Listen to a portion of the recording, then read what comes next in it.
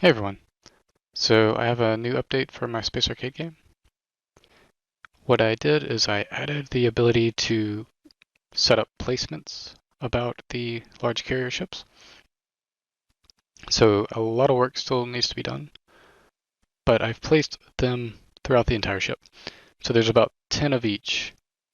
Currently there's a gun turret, a satellite, and a power generator.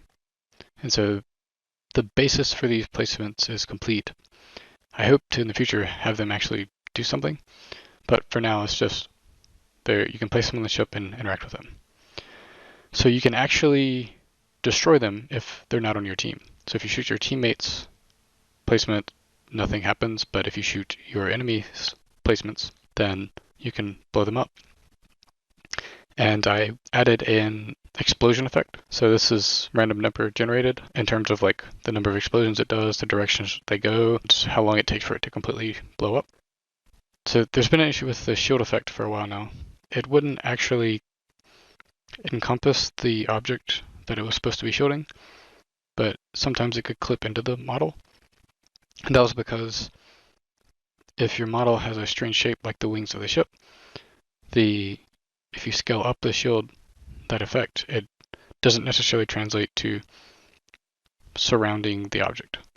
And so what I did now is in my vertex shaders, when I do the shield effect, I'm rendering that model with the texture as the effect, but I'm taking the vertices and sliding them along their normal. This looks a lot better. There's still an issue though, in that there's kind of a cut along the triangles in the model. And this is because I'm using flat normals or flat shading, if you're familiar with that. So I think the way to fix it is to really use smooth shading, but I want my models to have that kind of blocky look. So I guess I could go into my models and around their edges create bevels or something so that it looks flat, but it's actually curved along the edges. And I think that'll fix the issue. I'm not too worried about it at the moment, but it's something to fix in the future. So now you have to destroy all of these placements to take down the carrier ship.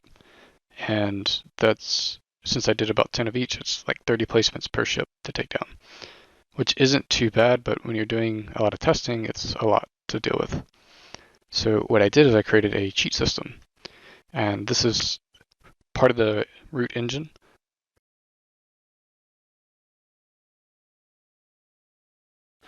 But you can create subclasses and define your own cheats in your subclass. So say you create your own game with this engine, you would make your own subclass of the engine. Like Space Arcade is a subclass of the game base, and you create your own subclass of the cheat system and add your own cheats to it.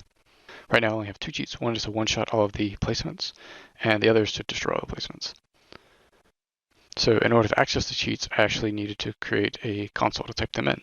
So I used MGUI and created a basic console that has a text input and some history and suggestions. And so you can arrow between the suggestions and hit tab for completion, and enter commits the cheat or console command. And so that's about it for this update. The next thing I want to do is make it so that the placements actually do things, so like the gun turns shoot. But after that, I'm not sure what I should do, but I guess we'll find out. Thanks for watching.